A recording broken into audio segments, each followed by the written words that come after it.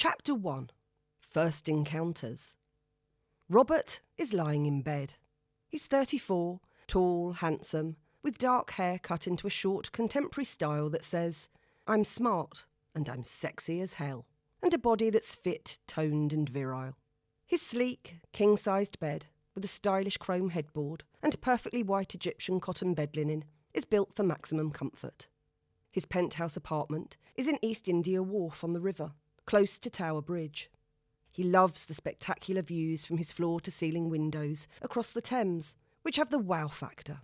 He especially loves the effect it has on those who visit, as they gasp in admiration and awe. Robert is not alone. He looks over with appreciation at the blonde beauty slumbering beside him, glowing after their orgasmic experience. He smiles, thinking to himself that he still has the magic touch, and is clearly irresistible to women. 5 hours ago, she was with her friends in a city bar, and now, here she is, yet another willing and totally satisfied conquest. He could have slept with any of her group, but he chose her, as she was the prettiest. He gave her a 9 out of 10. He never slept with anyone below an 8. But he sighs, it was almost too easy. He looks down at his Breitling Bentley black watch. "Damn," he says under his breath, "it's 2:30 a.m. He has an important defence case the next day and needs to be on top of his game. Hey, beautiful, time to get moving." He picks up his iPhone and speed dials his favourite cabbie, who only works nights and with whom he has a special arrangement. He trusts him implicitly to look after his women and be discreet. He pays him handsomely for his efforts, with a monthly retainer and a generous fee for every journey. There are many of them every month. Robert knows he can always rely on him.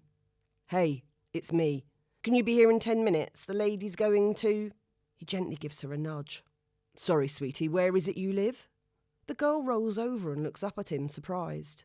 "Oh, I thought I could just stay here and we could do that all over again."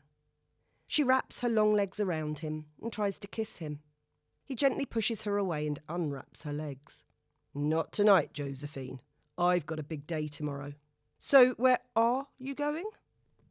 She sighs and rolls her eyes at him. "Shoreditch," she says huffily. "Shoreditch, mate. She'll be down in 5. He grabs her clothes off the floor and playfully throws them at her. He kisses her on the forehead. "That was amazing.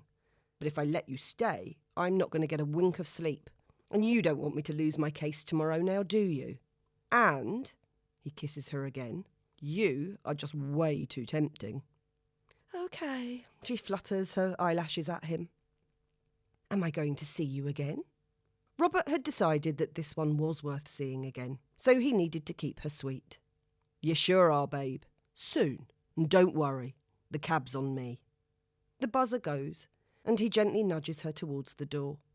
He picks up her Licenza G-string and hands it to her. Here, I think this belongs to you." She looks at him wide-eyed and pulls her skirt up provocatively around her waist, showing her black lacy underwear. "They're not mine." "Oops, they must be the cleaners," he says cheekily. She grabs them off him.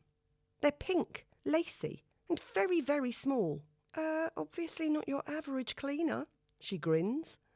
He laughs. "Nope, but she does a very good job."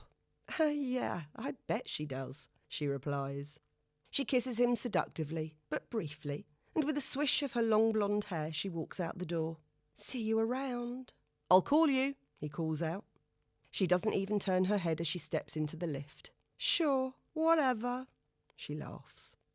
Downstairs, his cabbie, who only ever works in Zone 1 and possibly 2 at a stretch, is waiting in his black cab, listening to Jazz FM. He sees the strikingly pretty, tall blonde step out of the building and smiles to himself. Lucky bloke, he's done all right for himself tonight. Shame he always has to get rid of them in the middle of the night, though, he thinks to himself. "Where to, princess?" "Shoreditch," she says sheepishly, and gives him the address. They drive away. "Nice-looking girl. Glad she's not my daughter," he mumbles to himself. He glances at the small picture of his family in the front of the cab and sighs. Zoe is lying in bed. She's 29, 5'6", slim, shoulder-length brown hair, big blue eyes and flawlessly porcelain skin. She's quintessentially an English rose. Her white wooden bed, with the cream upholstered headboard, is covered in fluffy and silk patterned cushions in shades of cream, silver, gold and pink, and is designed for comfort and relaxation contemplation.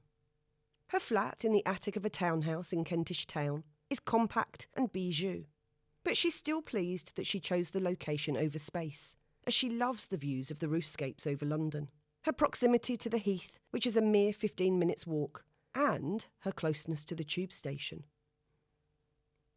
Zoe is not alone. She looks over with appreciation at the snoozing blonde beauty slumbering beside her. Her dog, Mitch. She smiles watching him having a doggy dream, where he's clearly running.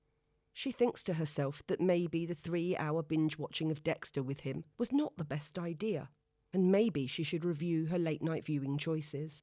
But Dexter is oh so good. She looks over and sees the 3/4 finished bottle of Pinot Grigio and the empty packets of Doritos. She sighs, thinking to herself that it would have been so much nicer to have shared that with company. She looks down at her stylish cream Swatch watch. Damn, she says under her breath, it's 2:30 a.m.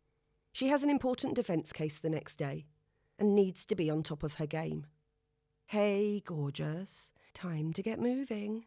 She prods Mitch, who stubbornly ignores her cues to go and sleep in his own dog bed in the hallway. She sighs again.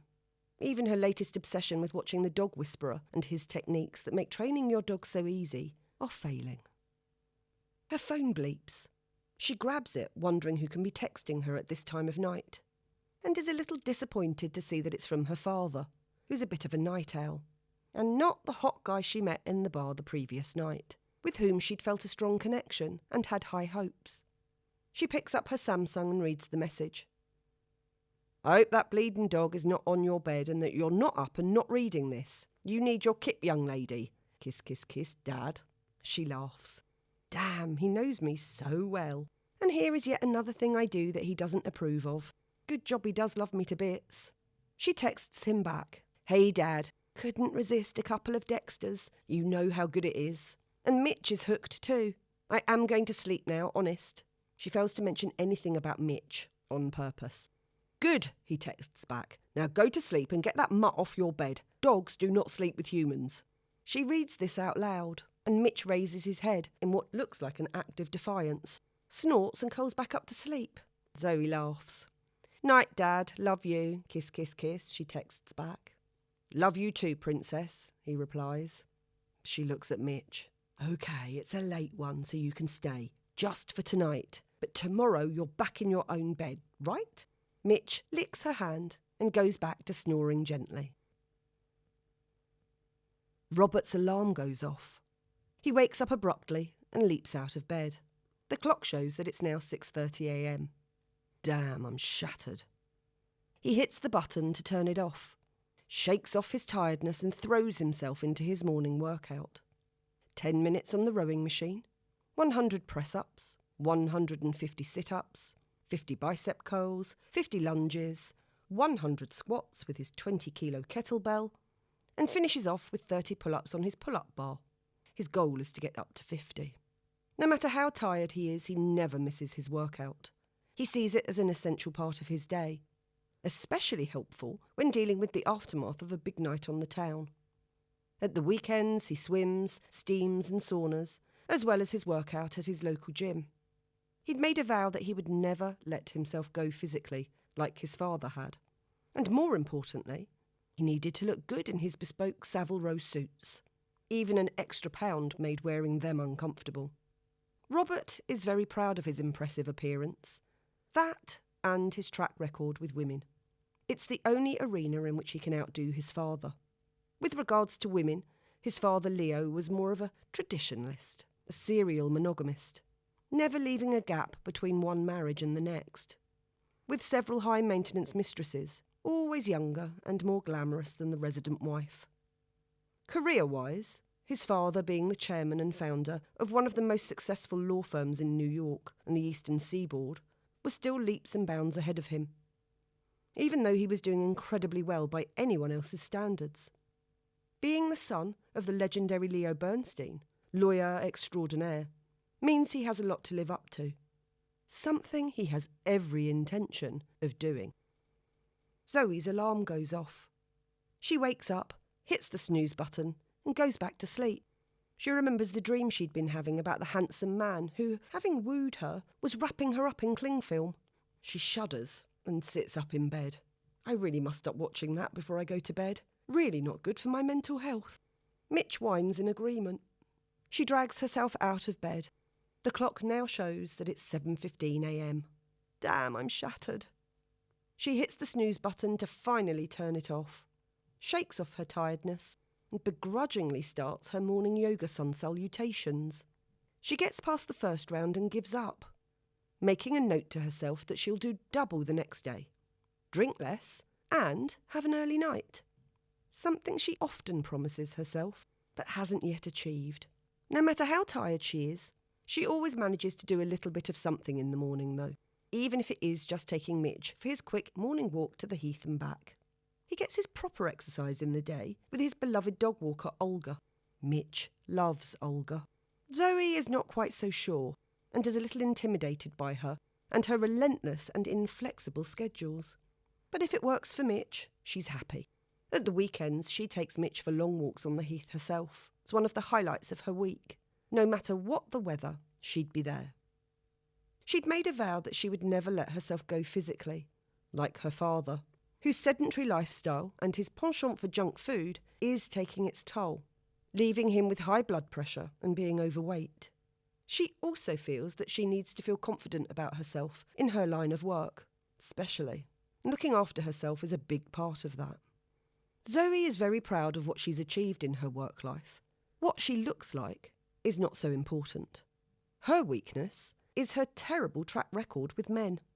Unlike her parents, who've been together since their early 20s, she has had a string of short and unsuccessful relationships. It had left her disillusioned and wary. Growing up, her father was very traditional. He was a one-man woman, a faithful husband, albeit a little too attached to his job, and had very strong views about women's and men's roles in society. He had never been a fan of her becoming a lawyer, believing that women needed less ambitious jobs. He still saw their place as being in the home, maybe earning a little extra on the side to help the household expenses, but he disapproved of her dream to become a lawyer. However, once she got there, he was secretly proud of her and bragged to all his mates. Only thing was, Zoe never knew this. After the workout, Robert jumps straight into the shower. While he's there, he inspects his reflection in the full-sized mirror. He flexes his muscles, pats his six-pack, and admires what he sees. He sweeps his thick, dark hair back off his face.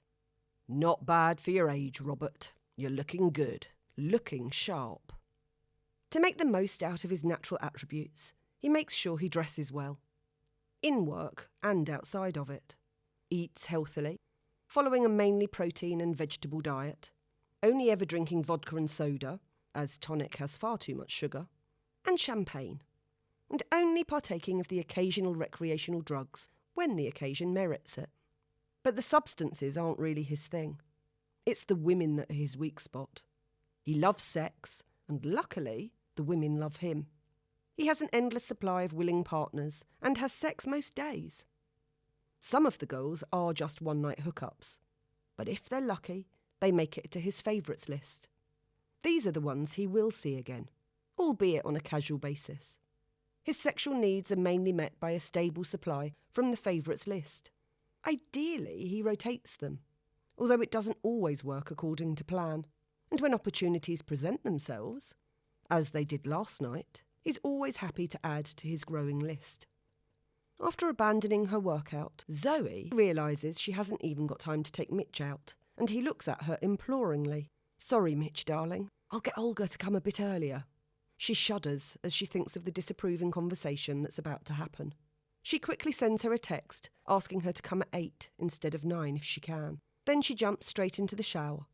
While she's there, she inspects her reflection in the bathroom mirror. She prods at her slightly less toned than she thinks they should be stomach muscles. She turns and inspects her butt, which she decides is not as high and as pert as she would like. More squats, she thinks. Actually, more everything. She's just not satisfied with what she sees. She sweeps her light brown hair back off her face. Oh, God, look at those eyebrows.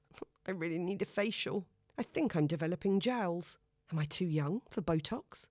To make the most out of her imagined imperfections, she makes sure, or tries to make sure, she dresses well. In work mainly. At home, she tends to let herself go and be more casual. She eats healthily most of the time, although she does have a liking for Doritos and all things salty. She drinks white wine, vodka and tonic, the real stuff, none of that sugar-free rubbish. She hates aspartame. Soda, Prosecco and champagne. Zoe is very anti all drugs. She's seen firsthand how they mess people up. Romance is her weak spot. She's always been a helpless romantic. She loves the idea of it, the fantasy of it. She's still waiting to be swept off her feet by her very own Prince Charming. She's not promiscuous, preferring to have a real connection with someone before she sleeps with them. But most of her regrets in life involved sleeping with people too soon. Her sexual needs, when they do arise, are mainly met by her one constant companion, a rabbit. Robert doesn't believe in dating. The only girlfriend he'd ever had was when he was 17 and still at school. Amber was lovely inside and out, and was his best friend, as well as his first love. But, at a drunken party, he had strayed with her beautiful blonde best friend, Simone, who threw herself at him. Cheating on Amber was one of his only regrets. To him it was just a stupid dalliance, and he told Simone this. Unfortunately, her crush on him was more serious than he realised, and in a fit of anger, she confessed all to her friend. Amber was devastated and dropped him immediately, and was unyielding, despite his many desperate pleas for forgiveness. It took him a long time to get over her. It was at that point in his life he decided that long-term relationships were for dummies and losers. He convinced himself that being stuck with one woman for the rest of his life was ridiculous. Why, he would tell others, would I settle for one woman and boring sex eventually, when I can have as many as I want and have no grief and no commitments? Robert no longer has any female friends. In fact, he doesn't really have any proper friends at all.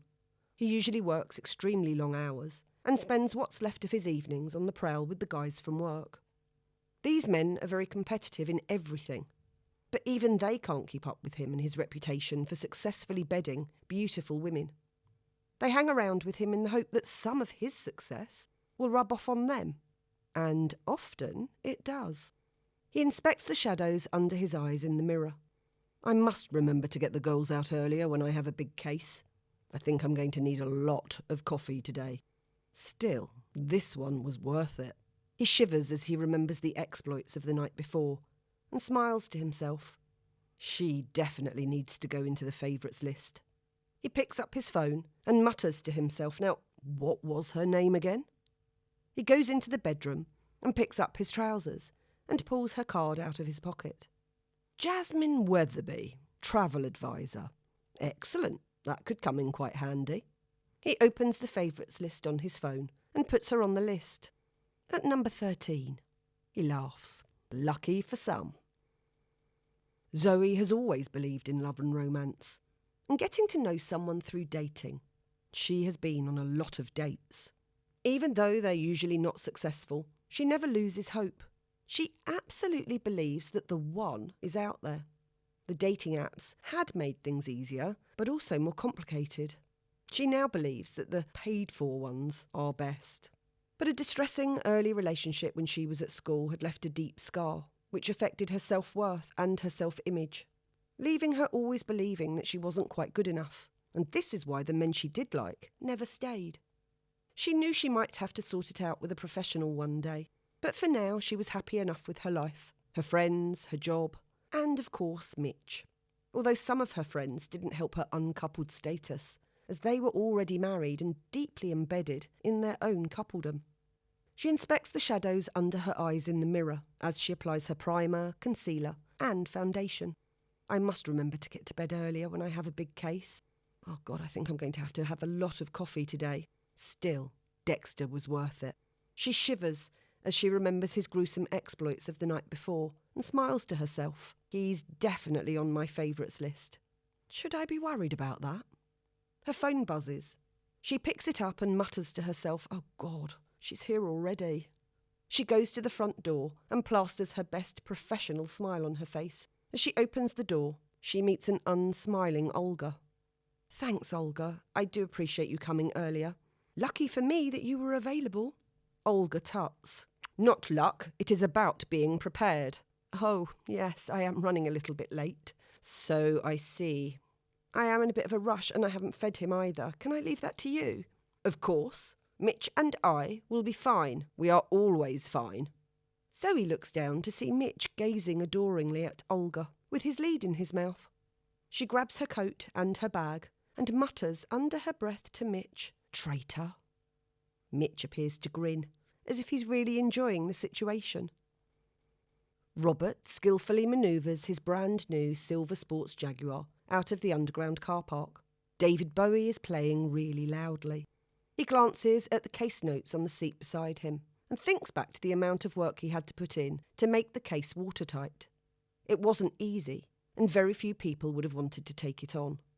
He knew his client was lying through his teeth, and that his wife wasn't really the nightmare he was painting her out to be. But in a divorce case of this size, where there was a huge amount of money at stake, convincing the jury that she was an unfit mother was the only way to go.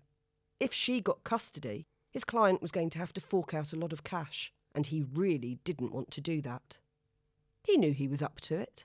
He had prepared his client very thoroughly and had given him instructions on what to say and exactly how to behave. He was confident he would win, because he always did. What he looked for principally was not the strength in his client's argument, but the weakness in hers. He would find the weak spot and then go for it unrelentingly like a Rottweiler. His client's wife, Paula, was partial to a drink or two, and he knew that her consumption had increased due to the stress of the divorce. It wasn't out of hand yet, but there was every chance it could be. His client also drank, but he had carried out Robert's instructions to cut down and get himself more under control. Robert had also gone through all her accusations of violence and abuse and found counter-arguments, claiming that his client had merely been acting in self-defence and that his wife was a liar. Robert felt it was a great pity that the wife didn't have a lover. That always gave the case more weighting in the client's favour. Zoe runs to the station, buttoning her coat as she goes. She rummages in her bag to make sure she has all her papers, and then in her pocket to find her Oyster card, keys and phone. She sighs with relief when she finds she has everything. She braces herself when she gets to the entrance of Kentish Town Tube, as it's packed as always. It's more like a rugby scrum than a commute. She manages to grab a seat and pulls out her notes for the morning's case. It's impossible for her to look at them without being disturbed. She just hopes that she's prepared enough. Suddenly she gets a nudge from a lady who's demanding she give up her seat for the elderly lady who's just got on. Zoe stands up to give her the seat, only to find that the elderly lady is highly offended. "There is nothing wrong with me, young lady. I can stand. I'm not decrepit yet." Zoe finds herself apologising for something she hasn't intended. She sighs. She hopes the day will get better. It's a very tricky case today, and the women she represents are going to need her to pull everything she has out of the bag. They've any chance of winning. Zoe has spent weeks researching for lesser-known clauses and supporting evidence to bolster her case. It's very politically sensitive, and she wants to avoid the case being used as a political weapon.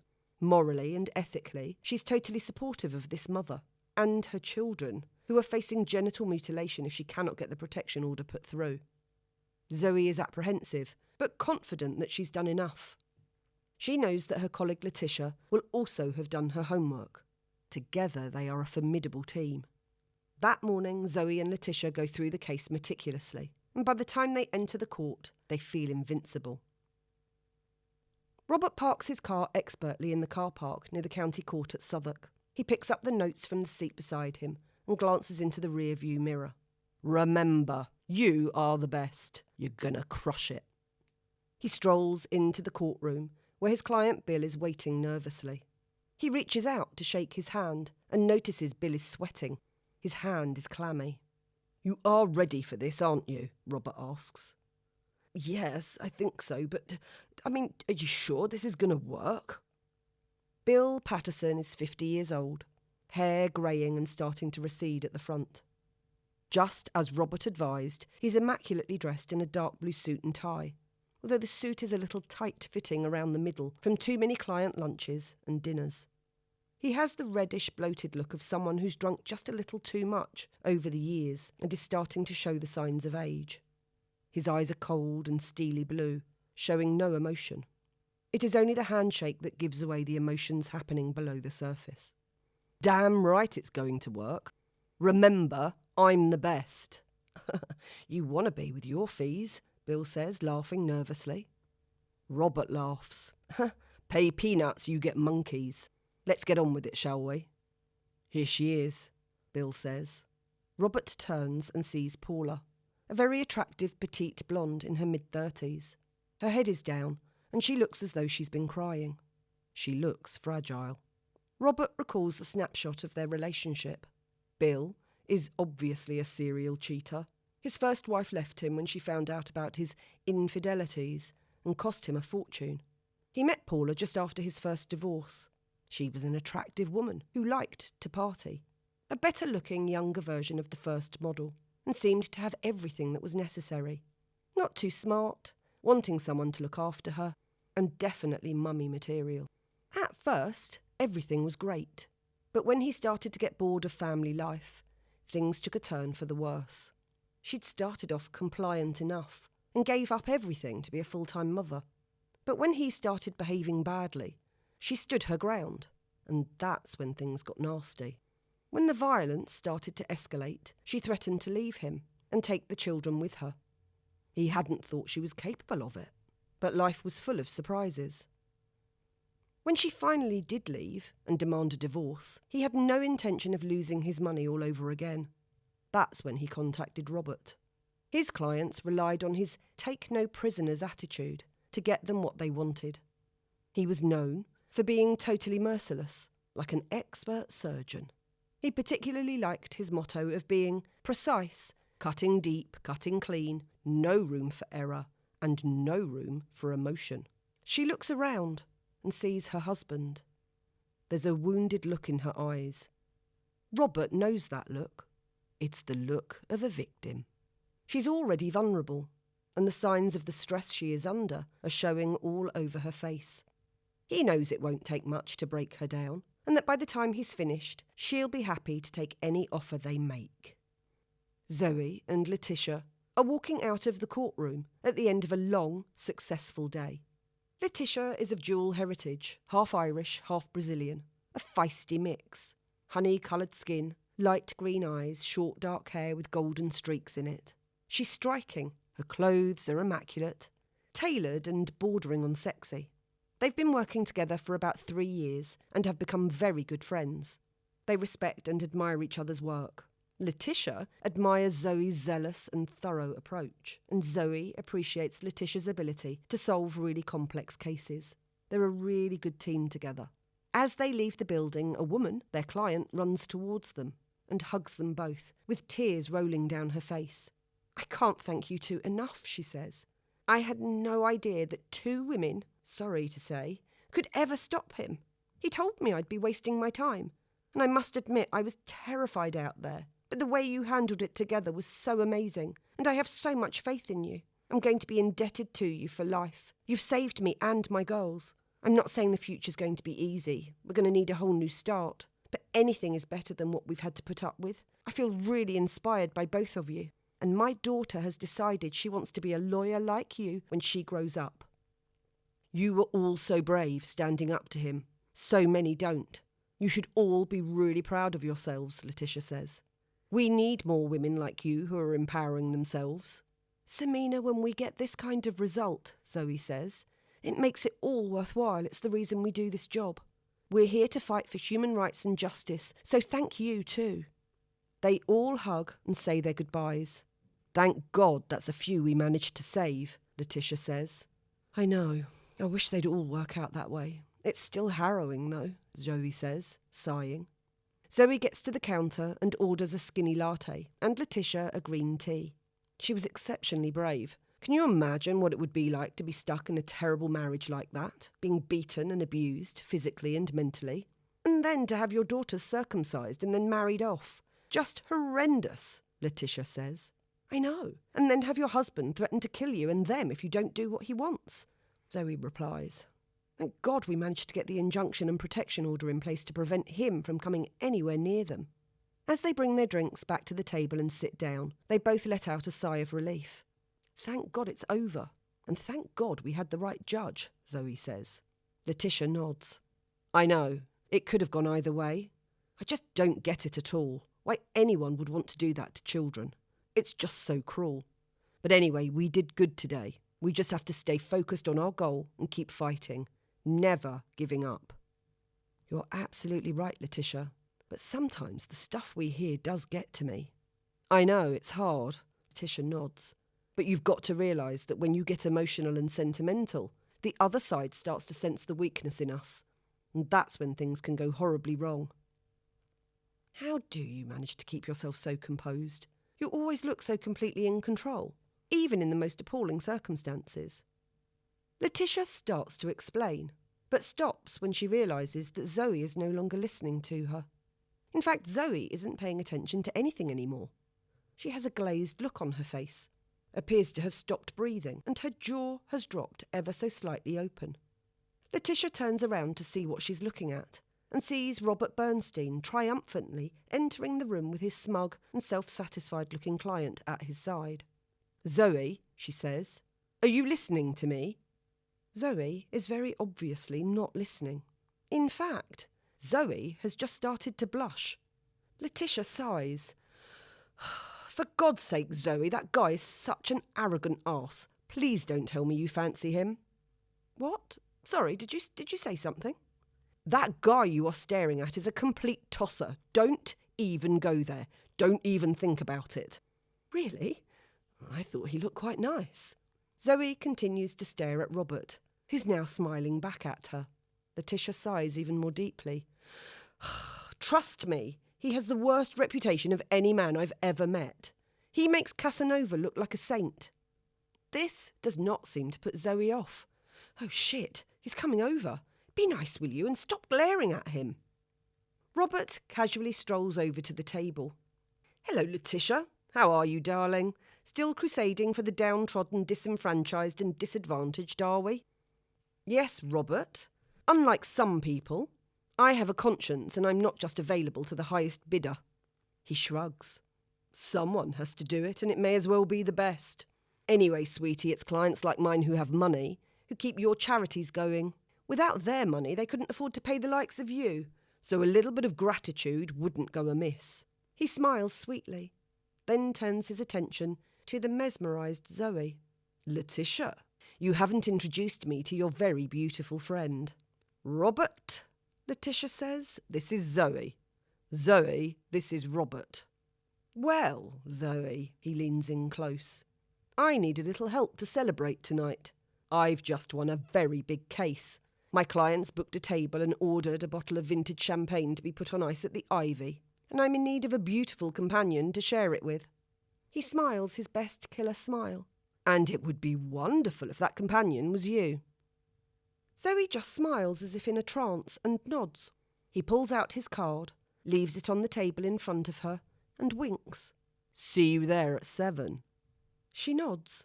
He turns to Letitia and blows her a kiss. Letitia looks on in disbelief. As soon as he's out of earshot, she kicks Zoe under the table. Zoe, what the hell is wrong with you?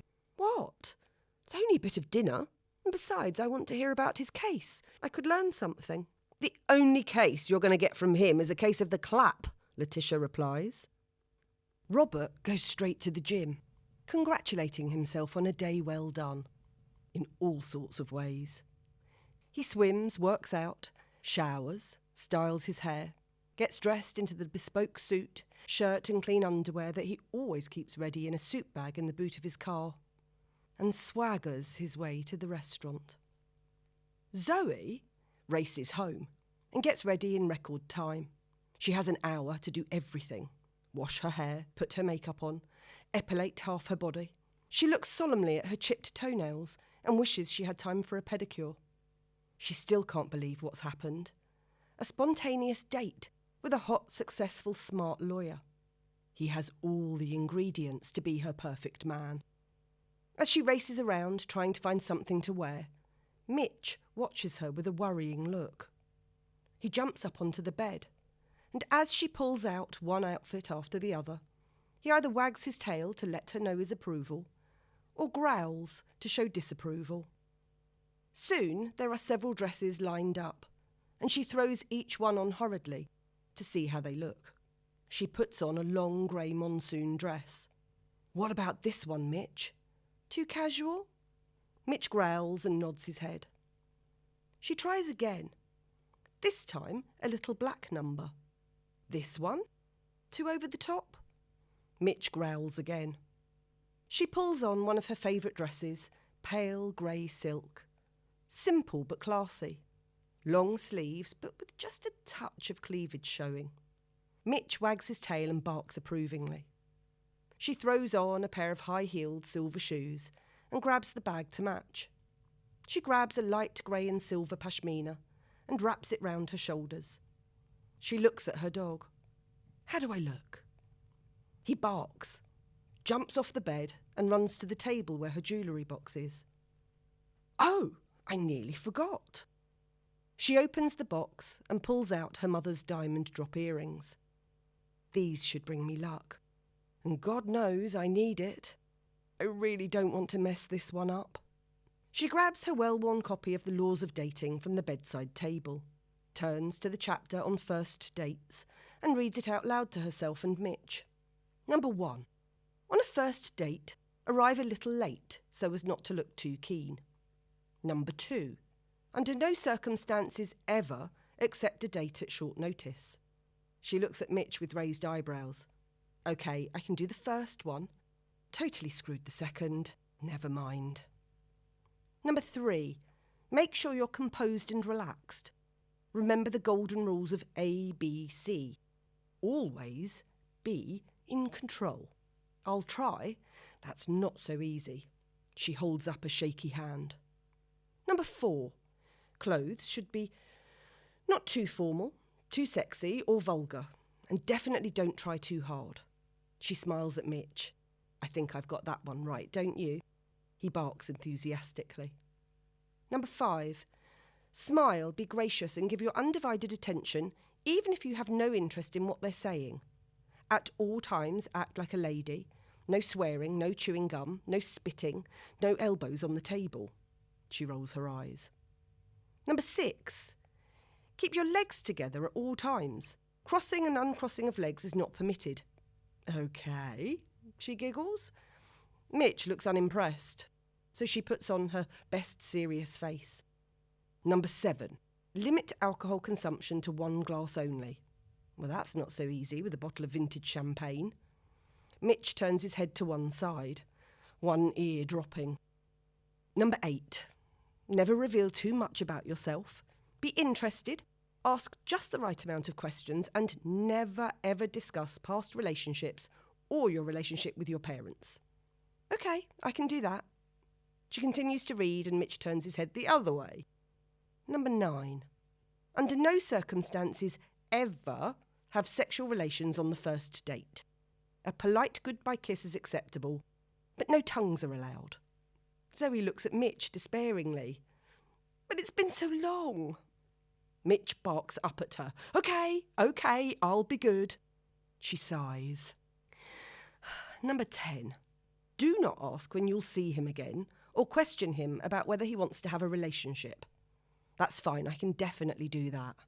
Mitch rolls his eyes. Number 11. Let him pay the bill, you're worth it. No going Dutch. That's a good rule, especially at the restaurant we're going to and with vintage champagne coming to the table. She nods vigorously. And finally, number 12. Be like Cinderella and leave early. Always leave them wanting more. I'm definitely going to do that. Mitch silently agrees it's a good idea to do these laws. and just hopes she can actually stick to them. This time,